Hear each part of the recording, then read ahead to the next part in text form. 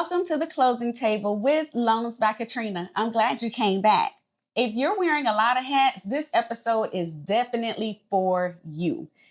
Today, we're going to talk about marriage, motherhood, ministry, and just balancing calling and capacity.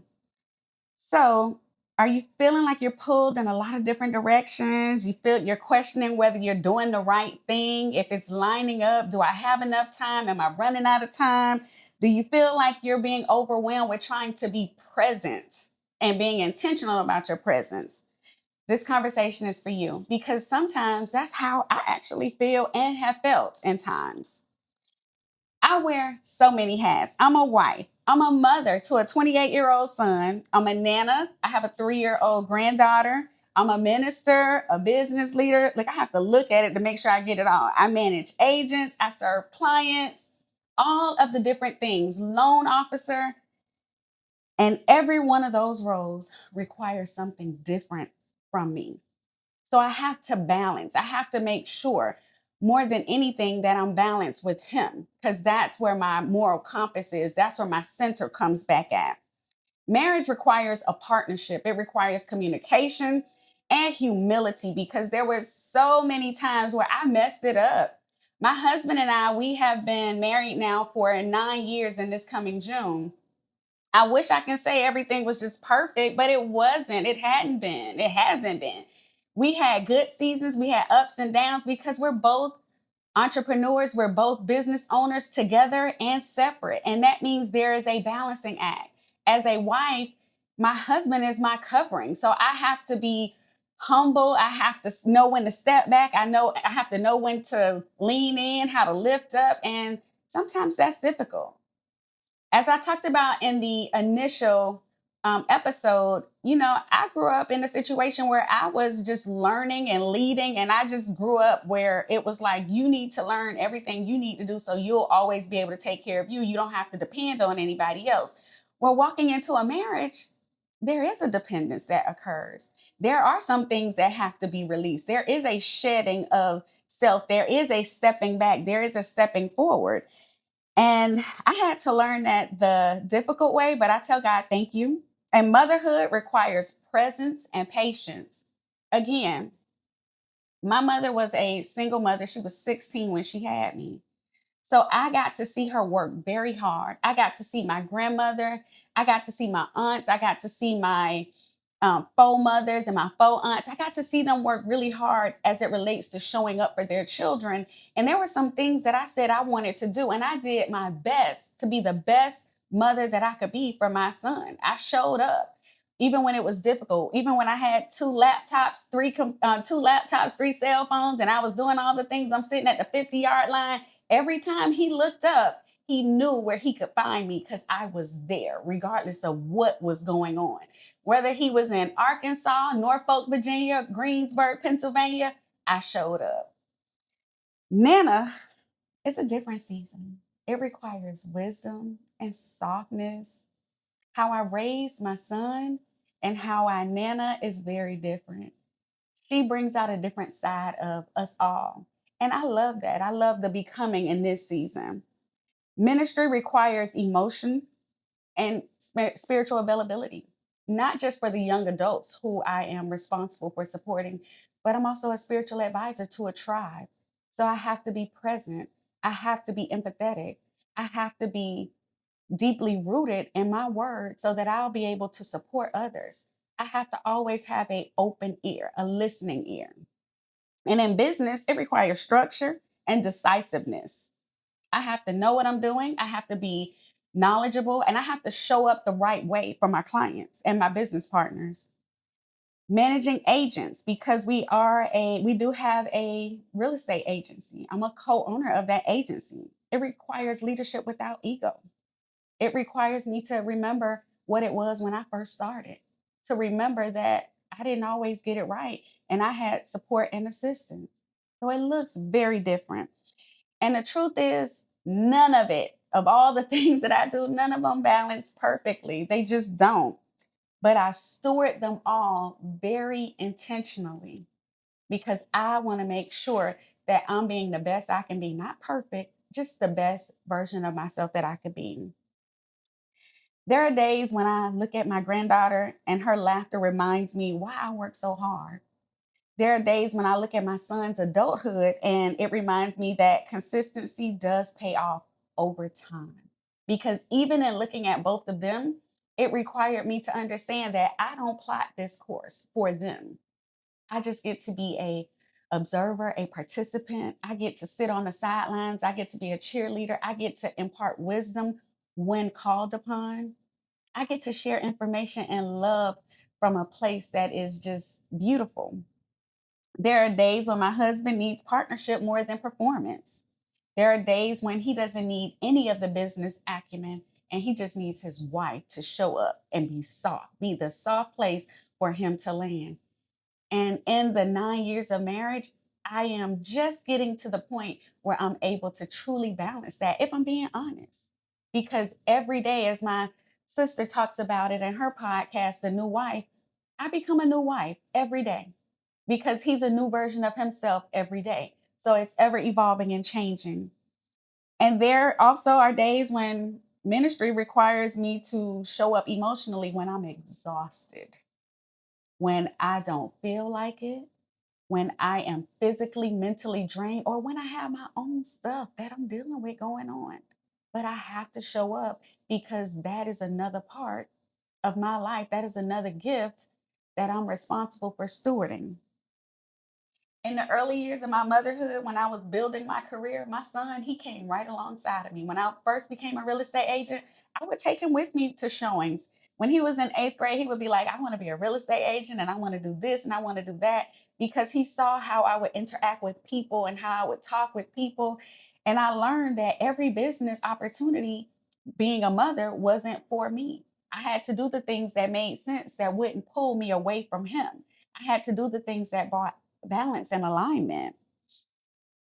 Raising my son while growing professionally, he got to come and sit alongside, but sometimes it made him tired because he was like, does it take all of this? And I had to tell him, for every person, the walk is different. For every person, balance looks different. I'm doing what works and what Katrina has been called to do. I can't do it in a way that anybody else can do it, just me. So if that's you, understand you don't have to do the thing the way somebody else did it. The way your home buying purchase is going to go is not going to be the same as Auntie Linda back in 5, 10 years ago. It's different today, and everybody is going to be different. Every walk, every facet of your life is going to be different. There are seasons when business has been slow, and I still had to have faith. I still had to show up. Because guess what? People are still looking. They're looking to see if you're going to be consistent. I was talking to a girlfriend a couple weeks ago, and she said that her and her significant other, they use these relationship cards when they have discussions. And I have some downstairs, and I've utilized them as well. And one of the cards asks, "Who is a person that you look up to because of their consistency?" And she said in the conversation that she said, "It's my friend Trina. She calls me T." And she said, that would be T, because I've watched her over these last 20 years and she's been so intentional, so consistent. And it made me think. And I went back and I was like, wow, I appreciate that, because I just saw it as me being me and doing me, not knowing somebody else is looking and seeing. And she was like, T, the way that you took your brand, the way that you worked freedom by design and you showed up consistently, and you didn't just use the platform for yourself. You truly empowered people with the word from God. And you also had other entrepreneurs on to talk about their journey and share the platform with them. And I was like, because it wasn't mine to hoard, it was God's. So I appreciated that. There were seasons when in ministry I had to stretch. I was okay with freedom by design, talking in front of my computer Monday, Wednesday, Friday, reading scripture and, digesting it and breaking it apart and creating, aligning it to my life and giving real life examples. That was one thing. It was tiring because I would wake up and everything was fresh. It was nothing that was pre-scripted. It was a situation where I'm up, I go live at 7, so I'm up at 5:30. I'm reading scripture, I'm making my notes. I had one sheet of paper in front of me and I just talked and I let the Holy Spirit move me. But becoming a licensed minister, it was different. When I had to prepare for my trial sermon, as they call it, it was hard. It was nerve wracking. I struggled. I went back to that little girl who said, "Am I enough? Am I gonna?" I didn't come from a home where there was a pastor in my home. Yes, my grandmother was usher. Yes, she sang, and but there was some brokenness in my past. How are they gonna look at me? I didn't have a two-parent home. What are people gonna say? And God had to tell me, "You are perfect. You are my handiwork. I created you for a time such as this." And I would be lying. So I got to be honest to say that even now, when I am getting ready to preach and teach, I still get the butterflies. I still get nervous. I still have to listen to that one special song, which is Tasha Cobb Leonard's "Moving Out of the Way." Lord, I'm moving out of your way. Do what you would have me to do. And not just when I preach, when I'm going to pray over someone, when someone has lost a loved one, I want to show up right. Even when I'm exhausted, even when I'm just coming from working loans, doing this or that thing, I want to make sure I'm balancing it all well. And sometimes, friends, it's tough. It's just, there are those seasons when I had to say no to opportunities. I had to say no to speaking engagements. I had to say no because I had to take a break. And I think that was a test of obedience because God wanted to see, are you just going to keep adding stuff? Because sometimes we add it in the name of ministry and say, oh, well, it's for this. But we still have to step back. So I have learned, and this is Katrina, that balance doesn't mean everything gets equal time. It does not. It means obedience and alignment. So some things get a little bit more and some things not. So it's not 25% here, 25% there. And it is not perfection. It's performing. It's not performing also for everyone. So that's what balance is not. So it's not dividing it up and looking at a pie chart or a graph and saying, I'm going to give this much of me, this, that much of me. No, it's asking God every day, God, what matters today? At least for me. What matters today? What's important today? Sitting down, getting myself together. And this room right here is where I come and where it starts for me every day. I meditate, I read my scripture. Lord, what is it? I prioritize also by season because some things that are important in the fall or important in a waiting season aren't important in this season.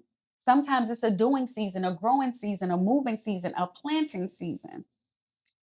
Giving your best wherever you are. That's all that anybody can ask. And again, friends, I had to learn it the hard way because I wanted to be everything to everybody all the time. And he had to show me that it wasn't going to work like that. God never calls us to burn out. He calls us to stewardship. So that's why I said, when I'm stewarding over the things that I have in my life, when I'm stewarding my time well, when I'm stewarding my energy, my emotions, my influence, and my relationships, because I'm not using it for my own gain, I have to make sure there's alignment with what the kingdom says, with what he says. And stewardship also means knowing when to say yes and knowing when to rest. My husband often jokes, he's like, well, you could just be in the house. I can, because when I wake up and my feet hit the ground, I start with prayer and meditation, and I get my to do list, and then I go to the gym, and then I go do the things, and I'm supporting, and then it's the huddles. I trade, I'm doing this, I'm doing that. I'm a mother, I'm a nana, I'm a lot of things for a lot of people. When I come home, I just want to be quiet. And it's okay. I don't have to go anywhere. I don't have to have a lot of people in and out all the time. Now, we do like to have family events, but it's not every day. It's not all the time. I tell people all the time, my husband is the life of the party. I'm the wife of the party. I'm the one that's kind of sit back and chill. And in this season of my life, I enjoy my quiet. I need my peace. Rest is not weakness. I want you to understand that because some of us feel like we got to be doing a thing all the time. And again, friend, I'm guilty because that was me. I had to learn it's okay to reboot, to sit down, to take some time for you, to just turn it off, go outside, just listen to the birds, listen to nature, just be quiet. Boundaries protect calling. That was a struggle for me too, because I was like, I don't want to cut people off. I want to, one of my pillars is access as a loan officer, but I have to also set boundaries. I have to protect my time. Saying no protects your longevity, your ability to be able to continue over the span of time that you've been called to do whatever it is you've been called to do. Because for each of us, it looks different. And capacity shifts with season. Sometimes I don't feel like I have the energy, but when I'm doing another thing, God gives me everything I need to show up in that moment. And then after it's done, it's like, bloop, just like that light switch off. Okay, I need to rest. But also, it's a recalibration for me and for you. So just know, give yourself grace. We extend it to everybody else, and sometimes it's a struggle for us to give it to ourselves. And especially women of faith, we sometimes think that exhaustion equals faithfulness, but it doesn't. Had to learn that lesson too. I know that line will hit. It does not. It does not. Faithfulness is obedience, not overextension. So we're not trying to overextend. We're trying to walk in and we're trying to be the best versions of ourselves. And I've learned three things about capacity that I want to share with you. Just a couple of nuggets. Every season has an assignment. Every season. So what you were doing in that last season, he is not saying that you have to keep doing that thing. When it's done and you pass the torch, and we look forward. That's why I think about a car. When you're looking at a car, the front windshield is really large. The mirror that you use to look behind, the rearview mirror, is small. So we need to make sure our gaze is on where we're going. Yes, we look up and are reminded of where we've been and where we came from, but we stay focused. So one, every season has assignment. Two, you cannot compare your season with someone else's season. If it's their season of abundance, cheer for them, support them. The way I see it is this: if he is blessing those around me, I'm so excited because that means he's on my road. He's on my street. He is coming. My thing is coming. And I don't want anything out of season. I don't want a blessing out of season. I want it in his perfect time. And so we have to learn not to be jaded, not to be vexed when we're looking at what other people are doing. The third thing is capacity grows when character grows. And character grows, of course, we know when what are you doing when people are not looking? When you're not in the spotlight? Are you consistent? Or are you doing it just for the likes, the shares, the posts, the this, the that, the accolades? Delegate, my friends, when possible. When you're looking at those three things, schedule and make sure you have margins so you can be flexible and ask God for guidance. Protect your morning or your evenings, whatever it is for you. I'm a morning person. I love it. I love getting up. I love the doing. But in the evening, that's my wind down time. That's my quiet time. Honor your family first. Honor your family. Honor God first, then your family. Business is gonna come and go, but you have to make sure you make the main thing the main thing. That's our thing in the house. Keep the main thing the main thing, and communicate openly with your spouse or significant other. Openly share. Don't hold it. Don't hide it. Take time to get yourself together to have the conversation, but also be ready to listen to what they say. Now that I'm a nana, I see life so different. I understand what it means to model the behavior that you expect. I understand what it means when they say someone is always watching, because she's always watching. When I'm in her presence, she's looking, she's repeating, she's absorbing, and you'll hear her say the little things. My granddaughter is watching how I build. My son is watching how I sustain. When I know it and when I don't, when I see it and when I don't. Legacy is not built on applause, it's built in moments, it's built in consistency. We have to be consistent.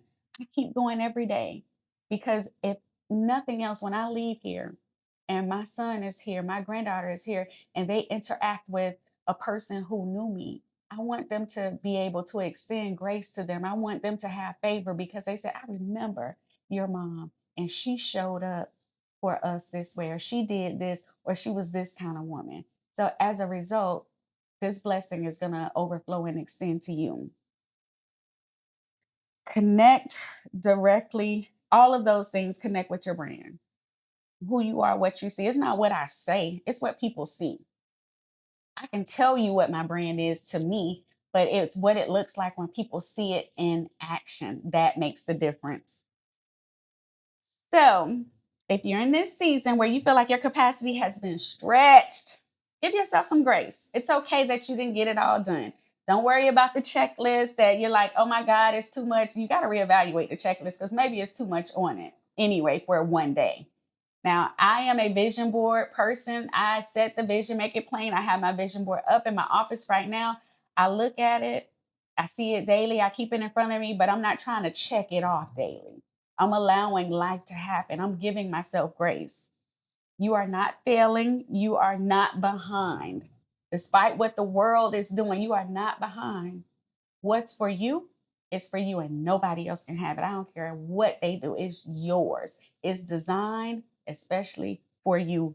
So we're just growing and becoming. And becoming requires the stretching. Stretching is not breaking, it's just stretching. It's just, feeling uncomfortable. So, in the next episode, I'm going to show you and share with you how faith led me into the mortgage industry, like really just going deep into it, and why business isn't separate from ministry and how it all comes together. So I look forward to seeing you back at the closing table. Bye.